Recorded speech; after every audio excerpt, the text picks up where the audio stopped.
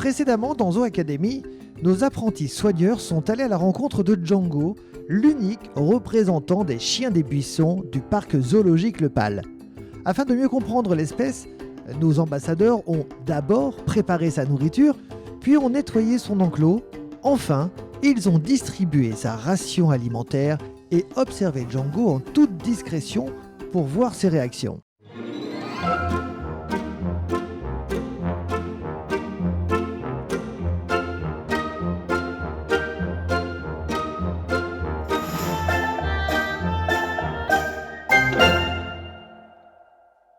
Salut tout le monde et bienvenue dans Zoo Academy. Aujourd'hui, on va plonger dans l'univers des félins, ces animaux incroyables qui appartiennent à la famille des carnivores. Grâce à l'évolution, ils sont devenus des chasseurs redoutables, agiles et puissants. Pour découvrir leur comportement de près, nos apprentis soigneurs vont se lancer dans une mission spéciale, retaper une énorme boîte à viande pour la placer ensuite dans l'enclos des tigres et voir comment ils réagissent. Vous allez voir, cet enrichissement est tout sauf simple pour les animaux. Vous êtes prêts? Alors place aux images.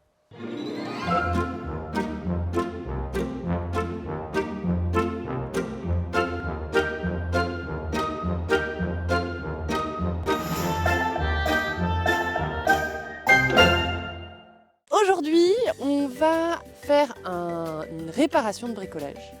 On va réhabiliter une grosse boîte en bois, branches, enfin vous allez voir, il y a plein de choses différentes, qui sert à faire un enrichissement au tigre.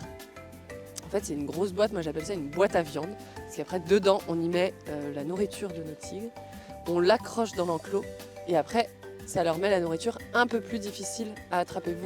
Vous souvenez à quoi ça sert justement de mettre cette nourriture un peu plus difficile à attraper ou pas? Est-ce que vous vous souvenez pourquoi on fait ça? Enrichissement. Ouais, ça s'appelle un enrichissement et pourquoi c'est important Pour d'en faire? stimuler les animaux. Ouais, pour stimuler les animaux parce que dans la nature, le tigre, qu'est-ce qu'il fait pour manger? Il court. Il chasse. Il court, il chasse, il doit trouver sa proie, il doit se motiver à aller chasser. Et donc tout ce comportement alimentaire, il met beaucoup de temps. Alors que nous, en parc zoologique, si on ne fait pas d'enrichissement, les jours où on ne fait pas d'enrichissement, ça arrive comment la nourriture? C'est le soigneur qui amène la viande, donc l'animal qui est déjà mort, et qui met dans le bâtiment du carnivore avant de le faire rentrer.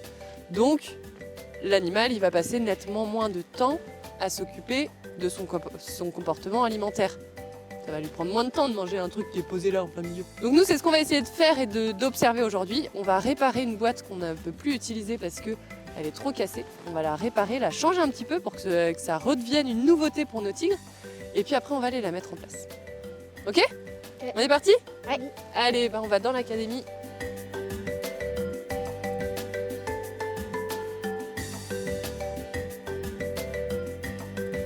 Alors aujourd'hui, on va réparer une caisse à viande qui a été conçue par les soigneurs pour les tigres ou les lions. On met l'une ou l'autre des espèces.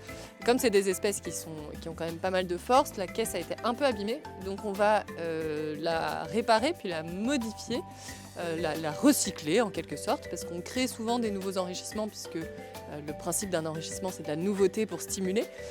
Mais il ne faut pas oublier que une fois que ça a servi, il ne faut pas juste le mettre dans un coin. Réutiliser, c'est une bonne idée, que ce soit pour les enrichissements ou pour d'autres choses qu'on a dans notre quotidien. Donc voilà, l'idée, c'est d'amener les enfants sur cette réflexion, sur le fait de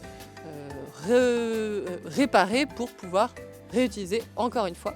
Que ça fasse de la nouveauté pour nos animaux, puisqu'on va changer quand même 2-3 trucs, surtout qu'on a nos animaux qui grandissent, donc forcément il y a des choses qu'on ne peut plus mettre qu'on mettait avant, et pouvoir tester ça. Maintenant, il faut qu'on répare la grosse structure, ici, là, ce gros bout de bois, voir s'il y en a d'autres qu'il faut qu'on consolide, et après, c'est à vous de choisir ce qu'on met sur les deux côtés qu'on a libérés. C'est ça? Ok, d'un côté on peut mettre de la ficelle avec des branches qui passent au milieu pour les suspendre. Et puis ici, vous metteriez quoi de ce côté-là alors? Ces grosses pommes de pin là, on peut peut-être...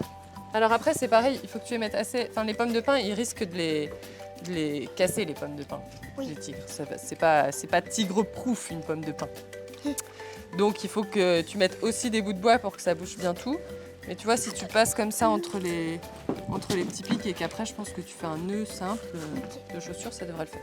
il est temps de laisser nos ambassadeurs et Agathe travailler ensemble sur leur nouveau projet d'enrichissement pour les tigres de Sumatra.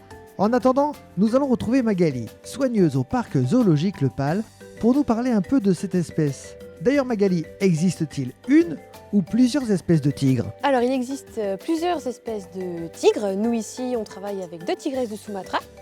Kina qui a eu 16 ans cette année et Sanka qui est sa fille qui a eu 2 ans. Alors la particularité du tigre de Sumatra, c'est que c'est la plus petite espèce de tigre qui existe. Ils ont aussi un dessin qui est beaucoup plus rayé que les autres pour un meilleur camouflage. Et comme le nom l'indique, c'est une espèce qui est endémique de l'île de Sumatra. Ils se nourrissent en particulier de cervidés, de primates, enfin de singes, puisque les lémuridés ne sont pas là, mais de singes, de sangliers, de poissons aussi, c'est d'excellents nageurs. C'est pour ça aussi que dans leur enclos, il y a un bassin qui est présent pour les inciter à y aller, de même que de temps en temps, on y installe un radeau, des choses comme ça en termes d'enrichissement pour qu'elles puissent s'occuper et continuer d'attiser leurs instincts naturels. Voilà, par rapport à un tigre de Sibérie par exemple, un tigre de Sibérie va être beaucoup plus gros, comme son nom l'indique, vit plutôt en Sibérie, et un physique ou une taille qui est très différente. Une tête de tigre de Sibérie peut être vraiment très grande et les mâles peuvent monter jusqu'à 300 kg à peu près. Alors que pour un mâle tigre de Sumatra, on est plutôt aux alentours de 150 kg. Il existe aussi une communication très importante chez les tigres de Sumatra, mais comme chez beaucoup d'espèces. Quand le tigre rugit, mais par exemple au même titre que les gibbons qu'on retrouve aussi non loin d'eux, ils ont un cri qui va s'entendre, un rugissement pardon, qui va s'entendre à des kilomètres pour signifier aux autres individus que ce territoire est déjà occupé. Alors c'est un cri qui appartient aussi bien aux femelles qu'aux mâles, il n'y a aucune différence de ce point de vue-là. Et c'est important de signifier aux autres que le territoire est occupé parce que sinon on va au conflit tout simplement. C'est des animaux qui sont solitaires, les mâles comme les femelles ne vivent jamais ensemble. Ils vont se rencontrer au milieu de certaines périodes pour se reproduire, mais ne vivent pas ensemble. Il a été observé en milieu naturel, certains individus collaborant pour chasser par exemple, mais étant des individus solitaires, ils vont s'attaquer à des proies qui sont plutôt petites, comme je l'ai signifié tout à l'heure, avec les sangliers, les singes, les poissons ou les cervidés. Malheureusement, le tigre de Sumatra fait partie des espèces qui sont menacées, vraiment en voie d'extinction. Alors de fait, parce qu'ils ont un habitat qui est très petit, vous imaginez bien que l'île de Sumatra ne fait pas des kilomètres carrés de grand. Ils sont victimes de la déforestation, ils vont être aussi victimes de leur chasse, alors parce qu'ils, voilà, pour des vertus dites médicinales, etc. On va les chasser, récupérer leurs os, récupérer leurs dents, récupérer leur peau, leurs poils, pour être utilisés dans cette médecine mystique, je dirais. Malheureusement, c'est une espèce en voie d'extinction, victime des choses qu'on connaît déjà. Merci Magali. Revenons maintenant en salle pédagogique pour voir où en sont nos apprentis soigneurs. Ah, je vois que ça découpe. En effet, avant de reconstruire, il faut enlever tout ce qui n'a plus d'utilité. Exit les anciens bambous et les vieilles planches. Place à la nouveauté. Donc du coup, d'abord, il faut faire les pommes de pin. Voilà. Et on en met une deuxième en dessous. Oh. Il faut que tu tournes au maximum. Il faut que tu l'ouvres au maximum. Comme tu veux. Après, on mettra aussi probablement d'autres choses dans la caisse avec la viande. Donc si après on met trop de choses. Mais cette fois-ci, un quadrillage pas en ligne. Bon, pour ça, il faut de la nouvelle ficelle. Il faut de la nouvelle ficelle parce que celle-là, elle serait trop petite. Ouais, elle serait trop petite. Deux moments importants attendent maintenant nos jeunes ambassadeurs.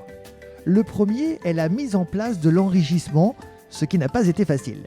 Le second, c'est l'observation de Sanka, une petite tigresse née le 26 décembre 2022 au sein même du parc zoologique Le Pal.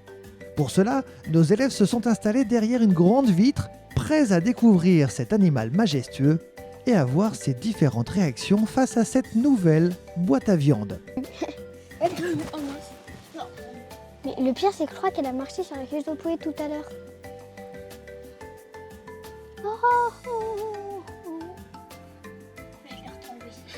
C'est trop mignon. Elle a mis une cuisse de poulet par terre. Mais regarde par terre. Elle a eu un poulet là ou elle a eu la cuisse? Non, la cuisse. Vous avez vu, quand la viande est accessible, c'est mangé assez vite quand même. Oui. Là, une fois qu'elle a trouvé le poulet, hop, c'est mangé. Et il n'est pas électrique le fil. Non, c'est le câble qu'on a pris pour accrocher la caisse. Il va y c'est pas arriver. électrique. Elle va y arriver. C'est elle. Ah bah, elle va y arriver. Le truc, c'est qu'elle a vu qu'il y a du poulet dedans, mais elle sait pas comment le sortir. C'est ça. Je suis pas sûre que par en dessous soit le moyen le plus facile.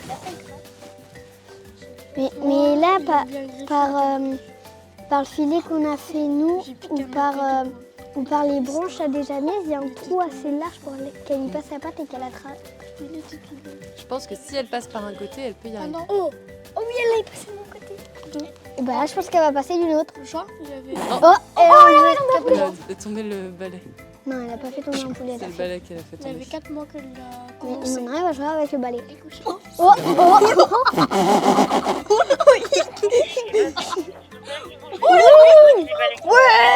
Regarde comment elle a fait.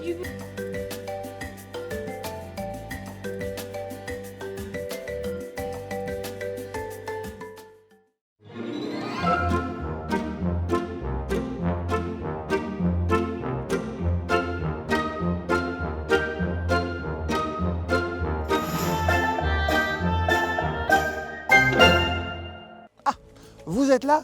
Je vous attendais. Les amis, c'est terminé pour aujourd'hui. J'espère que vous avez appris énormément de choses dans ce nouveau numéro de Zoo Academy. Et Zoo Academy, bien, vous savez quoi? Il revient très très vite. Alors restez avec nous. Vous souhaitant savoir un petit peu plus, que va-t-il se passer dans le prochain épisode? On vous informe tout de suite après le jingle. Salut! Dans le prochain épisode, nos soigneurs engagés vous emmèneront découvrir le Manchot du Cap. À cette occasion, nos jeunes aventuriers rencontreront la responsable des animaux marins du parc zoologique Le Pal.